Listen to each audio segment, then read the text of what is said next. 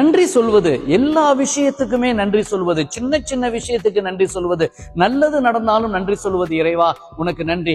நீங்க நினைச்சது நடக்காமல் போகும்போது அதுக்கு நன்றி சொல்லும் போது வேற ஒரு நல்லது நடக்க வாய்ப்பு இருக்கிறது.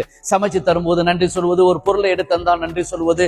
என் உடம்பு, என் மனசு, என் ஆன்மாவுக்கு நன்றி, இந்த பிரபஞ்சத்துக்கு நன்றி, இந்த ஹாலுக்கு நன்றி, இங்க இருக்கக்கூடிய இறை சக்திகளுக்கு நன்றி, என்னுடைய காருக்கு நன்றி, என் வீட்டுக்கு நன்றி, இந்த உலகம், அகில உலகத்துக்கு நன்றி என்றெல்லாம் சின்ன சின்ன விஷயத்துக்கெல்லாம் நீங்க நன்றி சொல்லும் போதும், இந்த இயற்கையை பார்த்து நன்றி சொல்லும்போது என்ன நடக்கும்? உங்களுக்கு நிறைய நல்ல காரியங்கள் நடக்க ஆரம்பிக்கும். இந்த இயற்கை உங்களுக்கு நன்றி உள்ளதாக மாற தொடங்கும்.